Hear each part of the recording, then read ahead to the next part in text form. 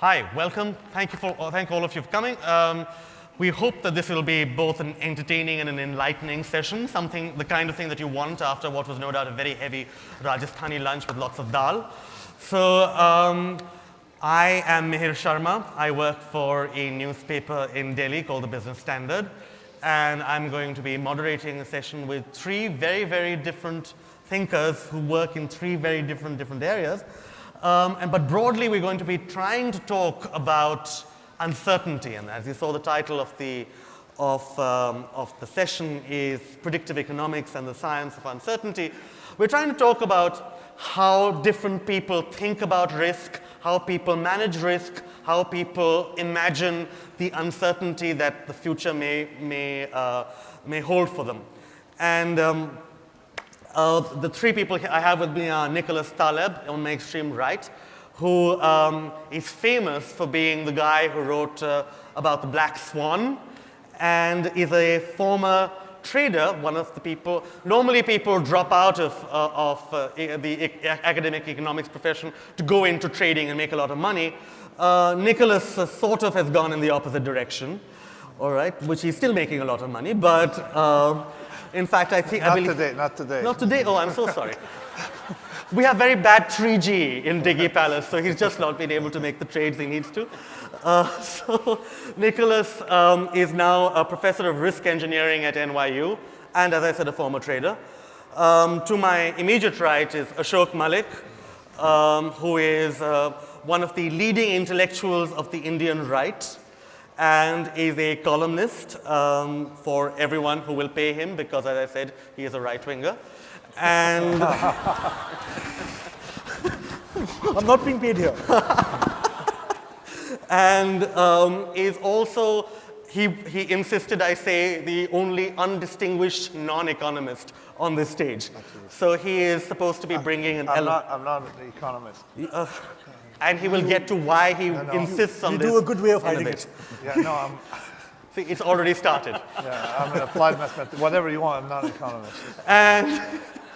And finally, I have on my left Tarun Khanna, who received a PhD in business economics from Harvard and now teaches, is a professor at Harvard Business School, where he specializes in strategy, and wrote also, I think, 6 years ago now, a very, very good book, a very, very fun book called Billions of Entrepreneurs. And it was about India and China and how, I think the subtitle was How India and China Are Reshaping Their Futures and Yours, which clearly meant that he was not writing it for us, but we can really enjoy it. So I'm going to go one by one around, and I'm going to sort of have people in many ways introduce the idea of uncertainty as it applies to their own lives and their own professional lives. Nicholas, let me start off by asking you why you aren't an economist and why you think being a statistician is a really, really important thing. I mean, my specialty is risk, so you have several levels. You're a statistician, and a statistician who focus on one segment. Can everyone hear him well enough? On one part that's on the far left, what we call the left tail, the bad news, what happens in the bad news. But let me explain to you with a story. I just remembered now a story from my book. I haven't read my book in a long time, my latest book, Anti-Fragile. Amazon doesn't seem to be aware of its existence, which means it's got to be a better book than the other ones. And I had this anecdote. I was in Korea, right in the middle of the crisis, okay, or towards the end of the crisis, on a panel of about 2,000 Koreans, and on a panel like this one, and there's a fellow who was then number 2 at the IMF, not the big fellow who likes ladies, the other guy, right? So, and he, before the panel, it was like this, a panel like this, he went up and started giving us his forecasts of the IMF for 2010, 2011, 2012, right there, okay? I was sitting next to him, and I forgot that I was in Korea. I forgot you have to be polite. So I got in a state of rage.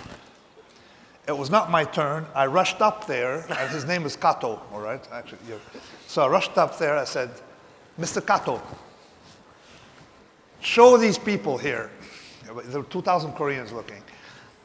What your forecasts were, all right, for 2008 and 2009, back in 2000, 2001, 2002, so on, so right. So okay, so silence in the room, and I told him, okay, it's not that we have to ascertain that the fellow forecasting is totally incompetent. We know that, he knows that, okay?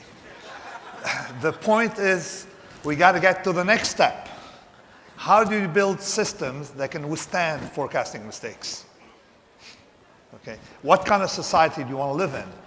A society that can tolerate, can handle incompetent economists who just, without harming yourselves. So you can listen to them without being harmed. And that society has one unique shape.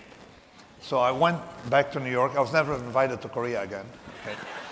I went back to New York and, of course, started on Anti-Fragile, on how systems handle disorder, and which mostly was mathematical work initially.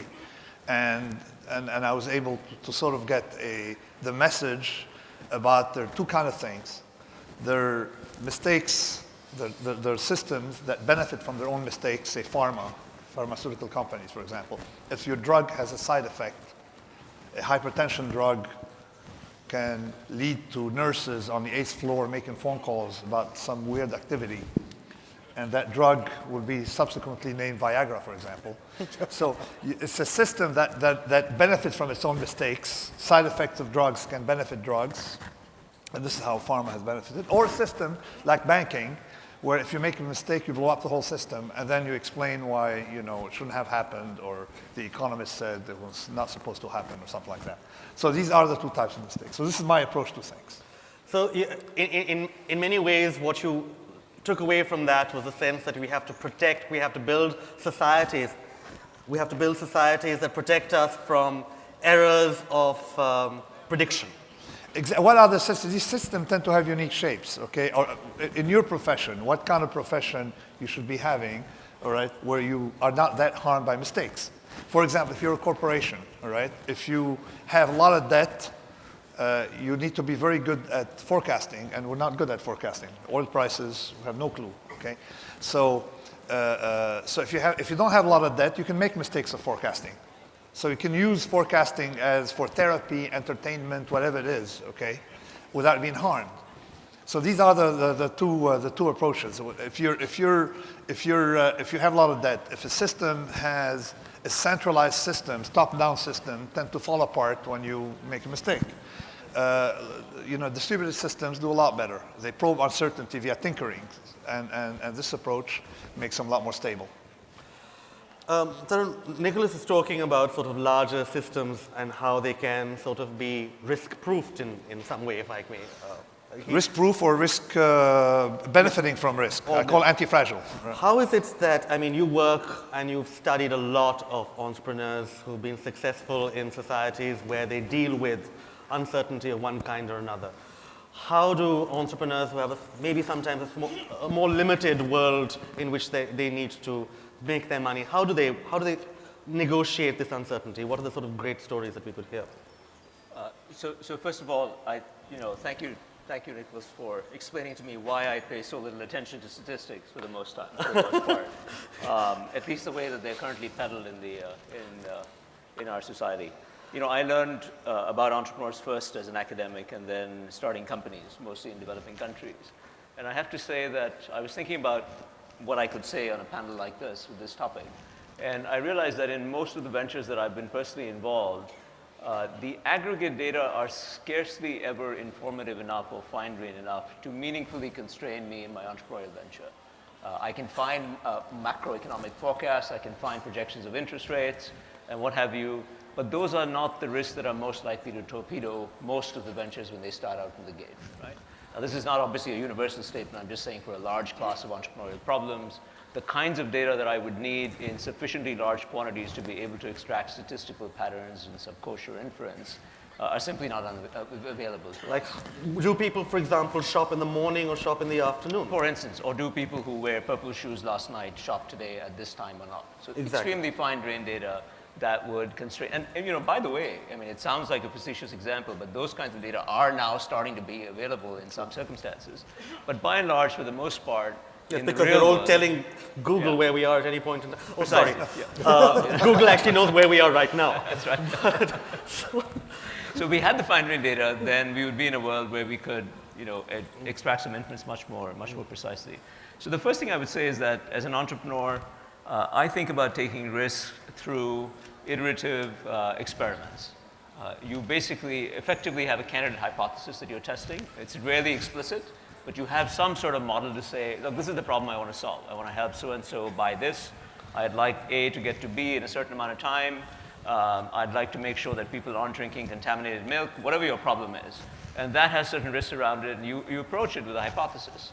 Now, the biggest risk to me as an entrepreneur is that your model, your mental model for what is governing the situation at hand is as often or more often wrong than right. And how long does it take you to actually figure that out? That's the key thing for me.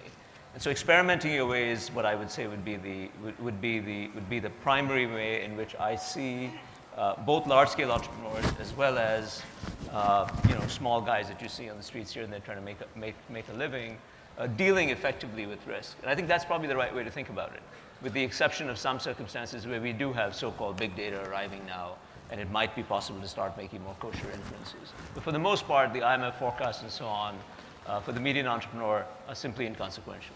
Yeah, because it doesn't matter what the IMF is saying about India. What matters to Well, in addition to what Nicholas was saying is that they're wrong. Of course, yes. But apart from that. Which, I mean, really, how much does that matter? I mean, being wrong all the time. Well, in the aggregate it does. But Yeah. So the interesting thing is that if you're an entrepreneur, you have to try and work out, in my neighborhood, to my direct customers or the people that I'm trying to serve if I'm running an NGO, what are their aggregate patterns of behavior? And the only person who can get me that data is myself. I have to generate my own data, Yeah. in effect. So that's one way that we think about it. In fact, I do remember, as this conversation ensues, writing a paper some time back talking about admonishing people that we should not be looking for pre-existing data sets. We should be running experiments that allow us to generate our own data on the fly and be expert at doing that as quickly as possible to read some approximations and move on. Do you feel that there are more companies, maybe even mid-sized companies, that have people who are dedicated to the idea of... No, not dedicated. There are many people who intuitively have better pattern recognition Okay. than I do, or Yeah. than most of us do.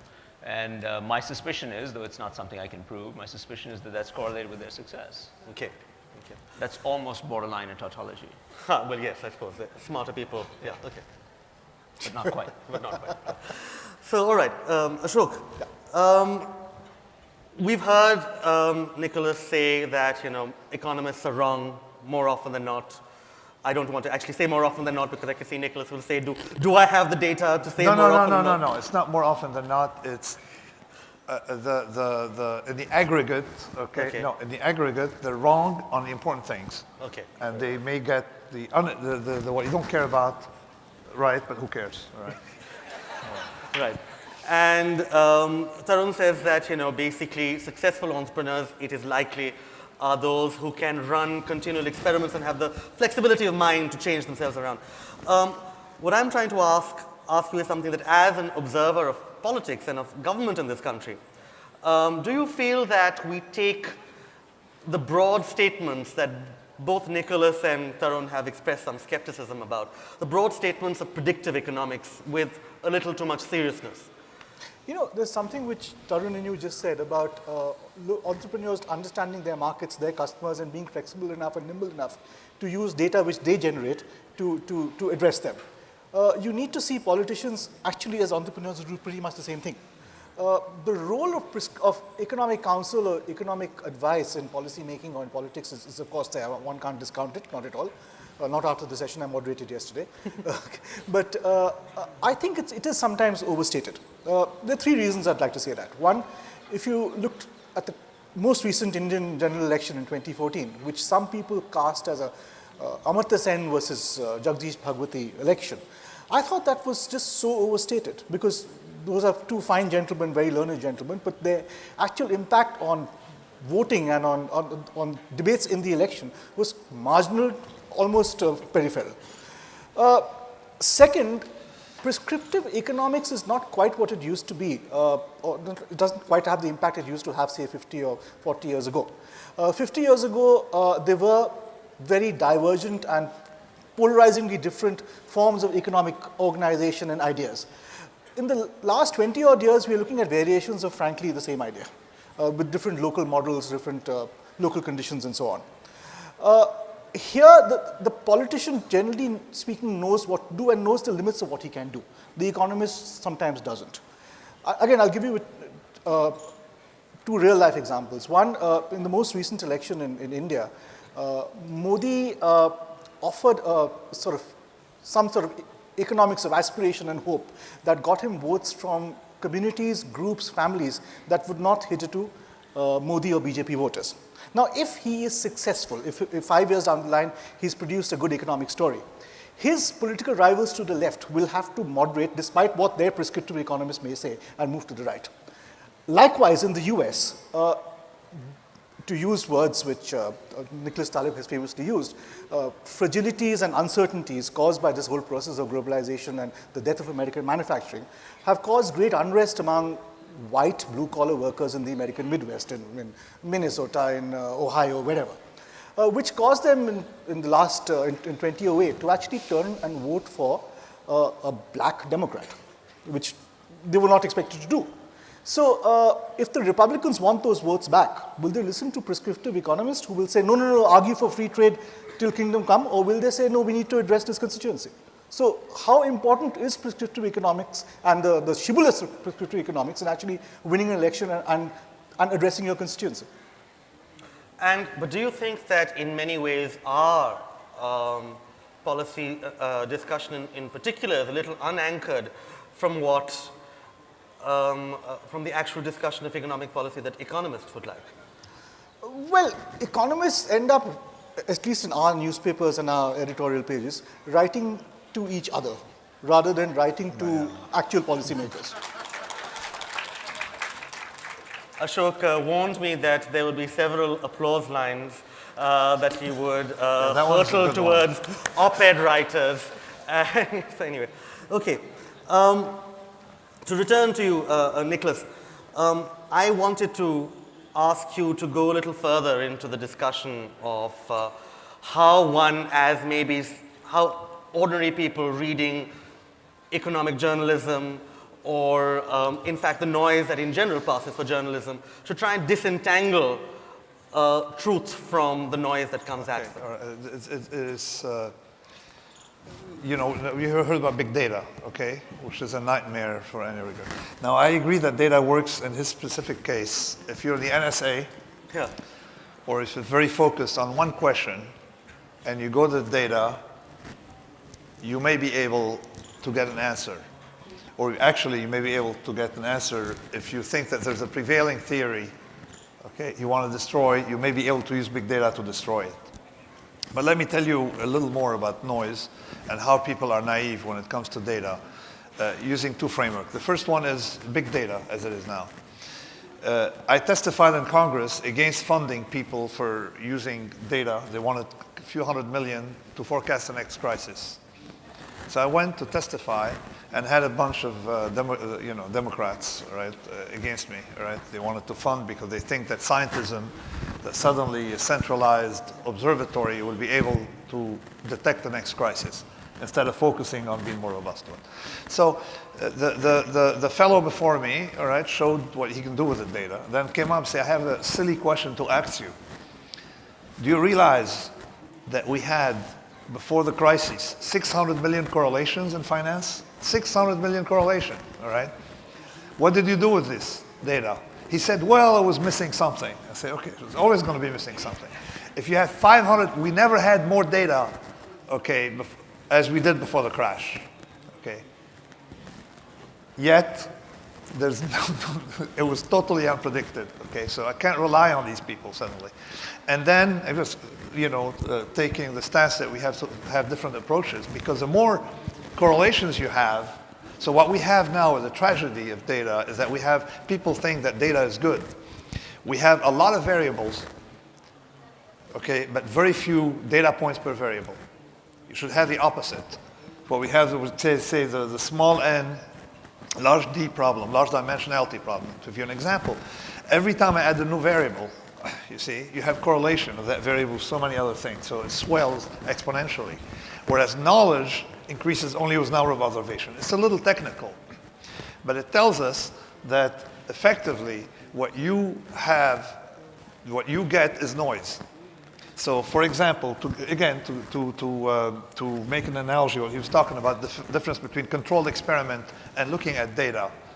In epidemiology, 85% of the research is false because the spurious correlation rises to the surface when you look at data. But on the other hand, when you experiment, okay, 85% of the results are okay.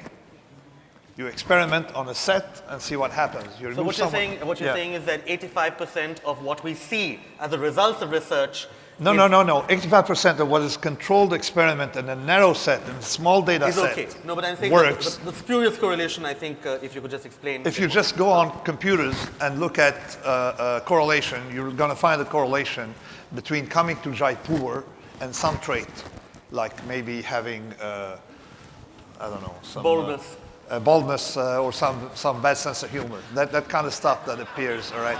So you may find something that's entirely spurious, of course, okay? So if you look at data, okay, what will rise, because you're going to have, of course, spurious correlations. And you may find a stock that correlates 100% with your blood pressure, you see? But if you set an experiment, real life, okay, set up an experiment, you don't have that problem that much. That's the first issue with data. So, of course, I was testifying against congressmen, and a congressman told me, well, professor, you want to make it fun. People, when they call me professor, is to make fun of me, because I'm a trader, being called professor is sort of an insult sometimes. So he said, yeah, professor, yeah, so I should cross the street by removing data. I told him, excuse me, congressman, but that's exactly what you do. You have a billion pieces of information when you cross the street. All you do is remove everything, all right, except for large object moving. Other than these 2 points, you remove everything else. So this is that was the thing.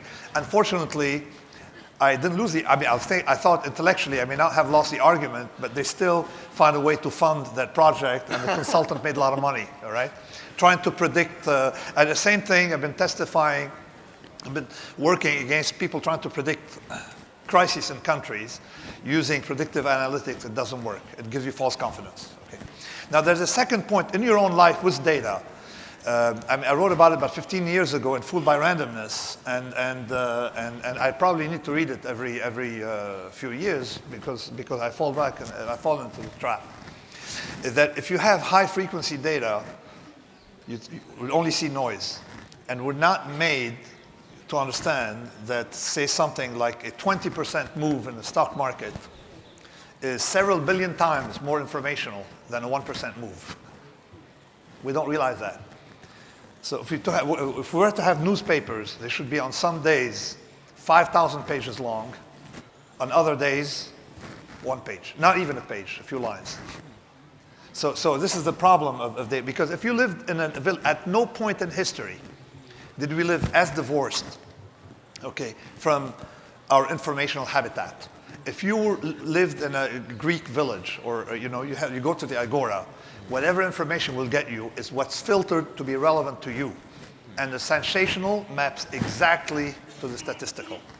Things that are of relevance to you get to you. Now you sit in your living room, now on TV, and worse, on the web, Google News, this, and you have all these things hitting you, all right? So you're completely lost with noise. And that affects all of us. So even if you're aware of the problem, you cannot ignore information, because we're designed to never ignore information. So that's what we have to deal with in the age of the web, is highly filtered information. So what do? I'm a trader. I live with data. I live with prices. I don't want to know what happens in the markets unless something moves more than 4.73%. Before that, you're forbidden to talk about it. I don't want to know about it. I program my screen not to show me a price if it doesn't cross that point. That's how you filter it. Another way, in my private life, how I filter things, I don't read the papers directly, unless I try to go to the same restaurant for lunch every day. If something happens, okay, then I go to the web. If some people tell me, if people don't talk about it at lunch, ain't important. So that's how you can filter data. You filter data, you have to use mechanisms and devices to protect yourself from the negative influence of news, information, noise. And you can probably have a closer image of what should affect you, something close to what someone 2,000 years ago would have had in a village in India. So I'm going to use this as an argument to my mother that I don't need to give her weekly updates. I can call her once a year. If anything, Long, big updates. Depends on the event. It's filtered by event, Well, not I'll just by... call her if there's anything to talk You can about. call her randomly. Yes, I call her randomly. So, okay, Tarun, I just wanted to sort of take this. Sorry, can I, before you ask the question, can I pick up, is this working? Can I pick up on something Nicholas just said? One way to connect to the dimensionality of data that he was just talking about is a situation that I confront all the time in my classroom, right? You will see an observed phenomenon, just in being very simple, somebody succeeded at launching something, some company. And the executives in our classroom, the Harvard MBA classroom or some classroom like that, will immediately jump to the conclusion as to what it is that could have been the candidate explanation for that. And the reality is that anything that you observe typically could have a multiplicity of paths, a multiplicity of combination of different things that resulted in that particular outcome. And to sort through that, you need some kind of theory of the world, some sort of conceptual model to be able to interpret that. Otherwise, you're lost in this sea of 600 million correlations and then some. And I think what's important is, and I'll make a big pitch for sound economic logic as opposed to BS forecasting, right, is that the logic transfers over. The logic of whether you think in terms of mathematical logic, you think in terms of a certain set of axioms, you think in terms of certain economic principles, that's perfectly robust and it transfers. The problem is that you have people applying it in a ham-fisted fashion or inappropriately bringing it to the data and drawing erroneous conclusions. But what's important to separate out is the result and the causal story behind that result are two different things. And simply because you see something that's a correlation, like bald men coming to the Jaipur Lit Fest on this panel, that doesn't tell you that it's the baldness that caused us all to be here. So. Can I interrupt with one of my aphorisms? I have an aphorism that says it's much easier to macro BS than micro BS. That's right. That's exactly the same point. Yeah. That's exactly the same point. So when you get down to the nitty-gritty, and get the data that are relevant, the Agora example from the Athenian city-state, then you're in good shape. You can make actual decisions on that basis. But it depends on your flexibility and on your choice of model Sure. To figure out which data is in fact relevant, right? Yeah. So that's where the sort of your talent as an entrepreneur comes in. That's right. And your sort of awareness of what the constraints are in the immediate context that you're surrounded by. So it's interesting that we're talking about sort of institutional big data. The interesting question for a lot of us in a place where we don't actually have access to much data from the government is if I'm starting off, let's say, for example, a healthcare company, I don't have access to who could pay, what their assets are, what their past medical history is. This is just not information I have available to me. So could you speak for a bit about how the private sector in India negotiates this sort of absence of information? What is it that that companies born in the West take for granted when they come here and sometimes struggle with? So this is my daily bread and butter. I mean, I confront this all the time. I think the framing comment that I'd make is that most developing countries, most emerging markets like India, are characterized by a series of what we refer to in our work as missing institutions, sort of missing things that we take for granted in some ways. So information about a particular patient base or a particular customer base might be one example. Getting accurate information about particular companies that are publicly traded would be another example from the trading world, and so on and so forth. But there's a continuum of missing structures that are taken for granted. And I think that's a double-edged sword from the standpoint of an entrepreneur. On the one hand, it means that there are plenty of opportunities. Yeah. So my favorite example of this is something that, so in the US, facetious comments about pharma industry aside for a second, there is the Food and Drug Administration that tries to police the quality of drugs. And it's a little bit difficult to get away with putting poison on the market and not suffering some redress and a lot of lawyers getting after you. you just see some standard problem like the milk problem in China. Not quite the pharma problem, but contaminated food, contaminated drugs, or contaminated drugs in this country. I'm told that more than half the drugs that you buy in this country are pretty well contaminated. We don't have a quality adjudicator out there that can guarantee that. So that's an example of a missing regulatory structure, a missing institution that an entrepreneur has to both recognize, first of all, and secondly, realize that it's both a potential opportunity because you can build a business around ratifying the quality of something that people care about, as many people are doing with contaminated food now, and recognize that it's a potential deal killer for many other businesses. So just being aware of what's missing in the environment is the big first step. Well, I think that it's terrifying that I'm glad you reminded me about the situation with the pharma regulation here. There's a story that I think came out a couple of years ago about how Ranbaxy in the, about 10 years ago, was basically selling placebos, like vast amounts of pills that did not work to Africa. And a whistleblower within this sort of big generics Indian company happened to be on a conference call where one of the Ranbaxy executives said, but it's only to Africa, it's for black people, who cares? And so it's even for exports. And the stuff that we buy here, of course, the American Food and Drug Administration went into Ranbaxy's factories and put out information that there were unknown droppings in various unknown sort of rat droppings possibly in various pills, that none of the bathrooms had water in them, so people were going back and working on your pills without having washed their hands, and all sorts of like really horrible stuff. And when this came to the Indian Drug Control Authority, they issued a formal statement saying, well, if you are going to apply standards of hygiene, all right, to drugs, then, we couldn't pass any of the drugs in this country. Commonwealth Games bathrooms. Yeah, well, of course. There's a famous occasion when the Commonwealth Games bathrooms were being criticized in the world press and as being unnecessarily unhygienic. And the guy in charge of that said, okay, well, we in India have different standards of hygiene. So I'll give you a personal example right now. So I have a student from Harvard who was working in the tech industry at a very senior position at EMC and Microsoft and doing very well. And he and I decided that we would start a business in Bangalore that sells tea, just like this. And the catch was that we would sell it for street price. Okay? Street price, depending on which part of India you're in, is what? What's street price of a cup of chai? 10 rupees. So it varies between very expensive street. 7 rupees and 20 rupees, depending on which street you look at, right? And the trick is to build a business that is super hygienic, extremely good tasting, and works at 10, 15 rupees. So that's the entrepreneurial challenge, right? And we're off to the races. We've got about 75, 80 stores in Bangalore. It's a business called Chai Point. It is fabulous. But my illustration is that we're using the fact that it's hard to get contamination-free something. So we decided to pick the most common thing that you can find in the street and prove that you can make a lot of money, pure cash business, right? Just rolling this out. So we've got a business. Right? So that's a response to, now if you go back to the initial conversation and say, where is statistics in this? I would say, frankly, other than recognizing that there's a quality problem because our bathrooms aren't clean, I don't need statistics to solve this problem.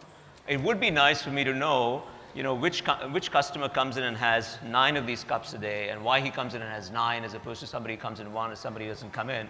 And that requires me to generate the data in real time so that I can maneuver my entrepreneurial effort as we move along. And that's what we're trying to do. We're trying to generate the data. How, for example, would you deal with that other kind of uncertainty that we never talk about because it's so difficult to even theorize, which is that the local policeman may come after 3 of your stores and not the other 2? I have an answer to that. So what we do is when somebody comes and harasses us, we try to reason with them. We try to figure out, is there some face-saving solution that can work with this? And if not, then we close the store. And we do it extremely publicly. And the hope and prayer is that we develop a reputation that it's not worth harassing us. And if we close down enough of these, then we can just move on. He reminds me of an old client of mine, a very, very old Frenchman, who one day, when I was 20, I had hair, I was 25, I was a young trader. He came to me, he said, the way to get rich is to sell to the poor. The way to get poor is to try to sell to the rich. So visibly, he rediscovered his trick. Ashok, and I'm going to come back to Tarun for some insight into sort of how entrepreneurs in India and China have looked at uncertainty maybe differently. But do you feel that there's something about India and its approach to uncertainty that is specific to its culture or its history? Well, generally speaking, when it comes to managing uncertainty, I'd rather trust human beings than the government. And this goes for any society, not just India.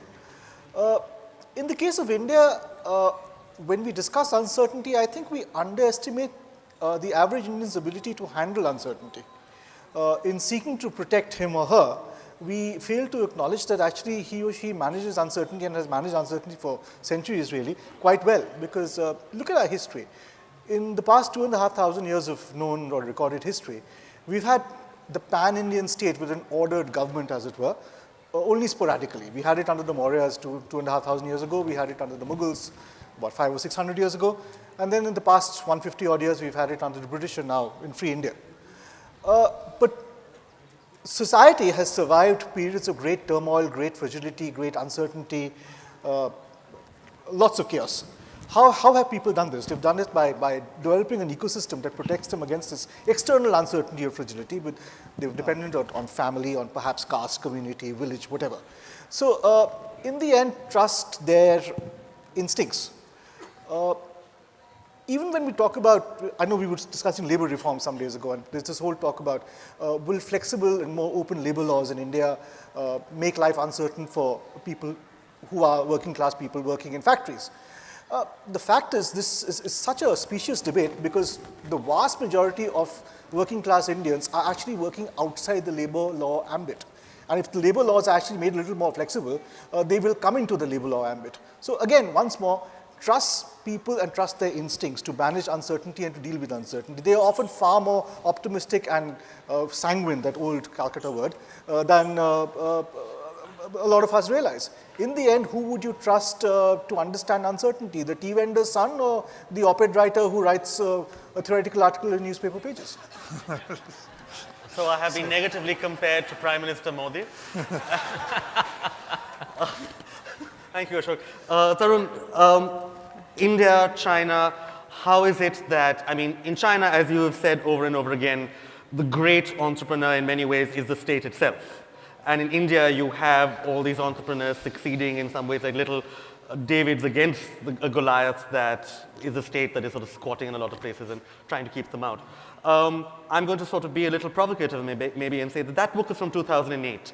Are you still as certain that the Chinese state managed to predict, managed to handle the uncertainty of where I should, for example, build a giant airport? What is the quality of my investment?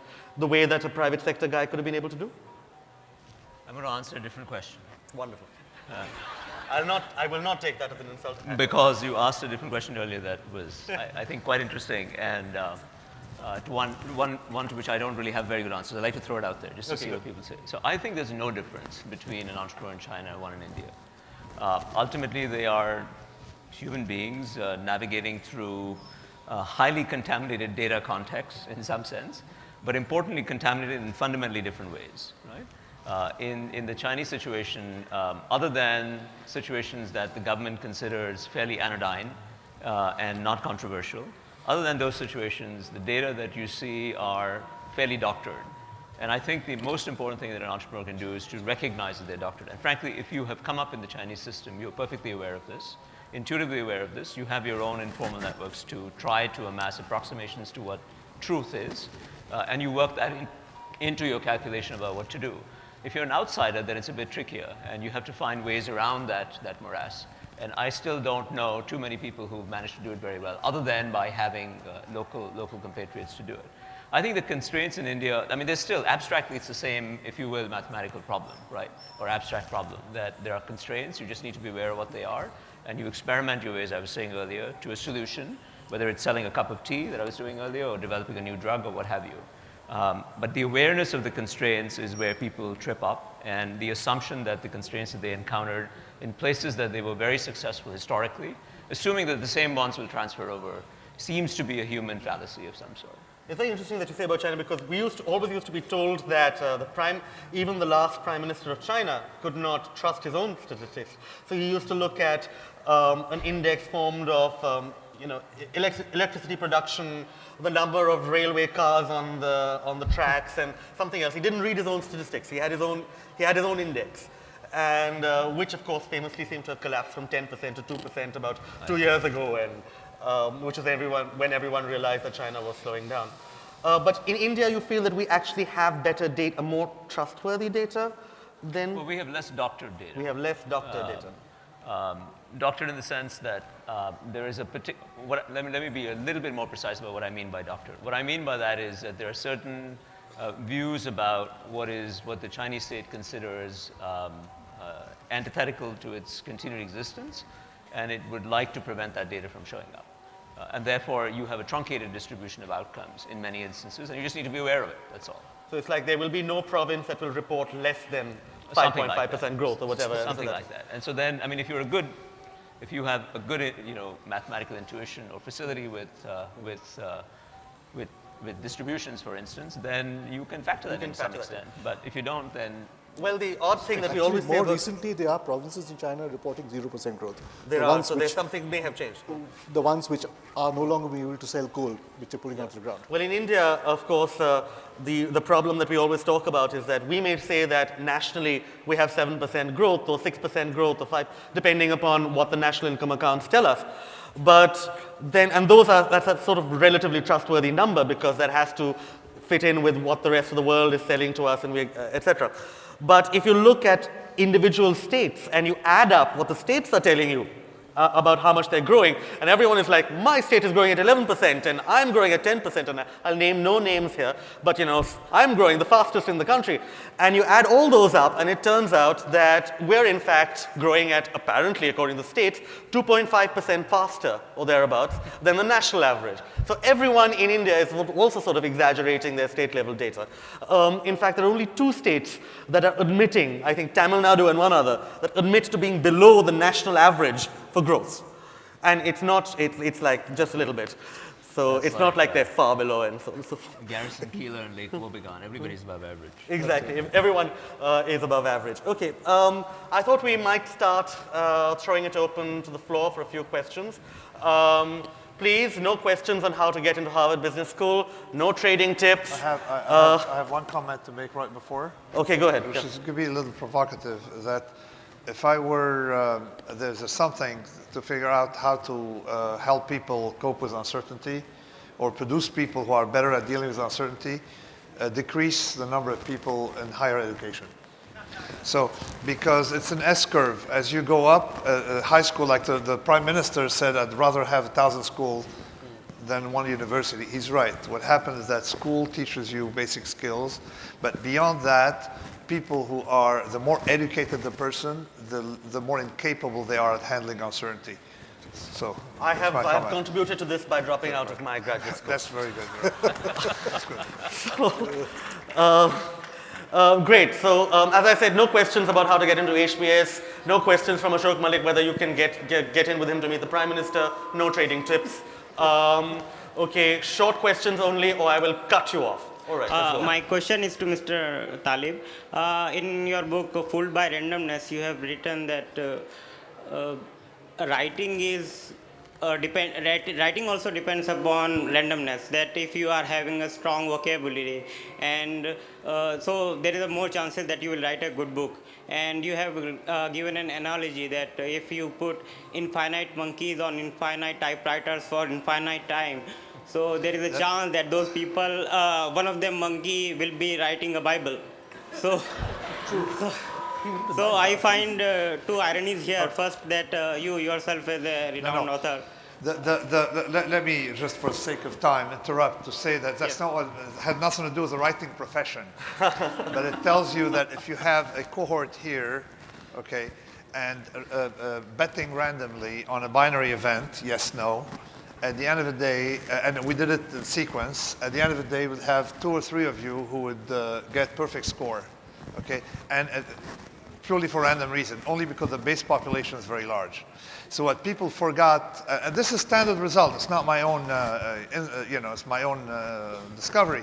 It's standard result, but people forget to look at it, is that when you, if you have in a highly random environment, you have to look at those who failed, not just the population of those who succeeded. You see? You have to look at the number of monkeys trying, not those who succeeded. And we tend to forget that. Hello. Okay. Hello. Could I have... Hello. Oh, so you already have it. Okay, fine. He's got the I think there was a reference to disaggregated. could you put the mic up a little higher? Yeah. Thank you. There was a reference to disaggregated data. Acha. And if you look at the financial market, because of the high frequency and volume of data, it becomes a lot difficult to predict and accurately, handle with a single model. So is there any, the disaggregated data may cause even more problem than solid. Similarly, in the demand, there are demand curve, steep demand for the rich, and a relatively horizontal demand curve for the poor, and a stochastic demand for other people. And the predictability become even more difficult in that case. So the question is there any unique model which can capture that? Because there are models we can prove what is wrong, but there is no model which can prove what is right. Is there any model that can prove that is right? That's the whole idea, is that positive statements are much more dangerous than negative ones. I know if someone makes a mistake, I know he made a mistake. So this is what we call via negativa, the approach. It's, you can define that, you can go by the negative. In Orthodox theology, you cannot define what God was, but you know what he's not. And it's close enough because your knowledge is increasing by negative observation or by negative definition. But it's not entirely, again, it's not entirely a cookie cutter thing. There are environments in which the opposite is true. All right, where's the mic? Can you give it to the gentleman in the blue shirt, please, over there? Very quick question. What, for Ashok in particular, what does a crashing oil price below $50 a barrel mean for India? Okay, I'm, again, not a professional economist. It means Modi is re-elected. Nobody wants to be an economist. It obviously puts us at an advantage in the short run because we can use low oil prices to do things about our deficit, to invest in our capacities in industrialization and energy use. But if oil prices crash to well below 40 and keep crashing, it does threaten jobs of Indians in the Gulf and threaten one of our biggest sources of dollar remittances. So, and that can actually lead to, so it's not an unmixed blessing. It's not a completely unmixed blessing. It's an unmixed blessing till a certain price point. Below that, it could actually become a very, very mixed blessing. What that price point is, we don't know, and I don't think Mr. Modi wants to know. Okay, one question. The gentleman in the front with glasses. Okay, we'll get to you. Yeah, thank you. This is for Nicholas, a big fan. Quick question, what your thoughts were on how one can apply the big swan idea in personal life or uncertainty or risk? Keep it clean, Nicholas, keep it clean. Yeah, I have no, okay. I have no particular advice except very simple rules. Make a list of, about 95% of your life, what shortens your life expectancy, okay, can be put on a very short list. Don't ride a motorcycle in India, all right? Don't smoke, all right? These are very simple, basic rules. If you apply 5 or 6 of them, you reduce your life, the problems by 95%. Don't join the mafia. A bunch of things. Don't get on a plane not flown by a professional pilot. I guess you've lost a politician that way.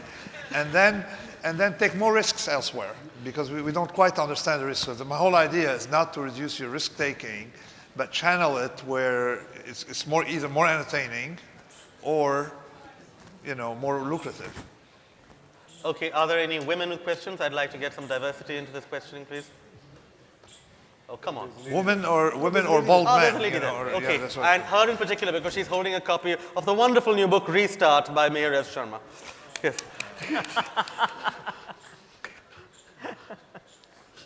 Great question. Well said. Anyone can answer this question.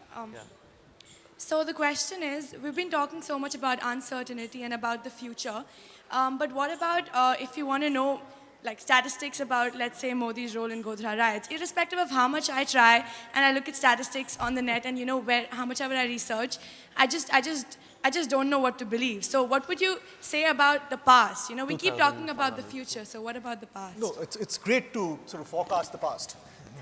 But I don't know how you can statistically prove Modi was responsible for the Godar riots or not responsible. You can have an opinion on it. I don't think data can tell you whether he was responsible or not responsible.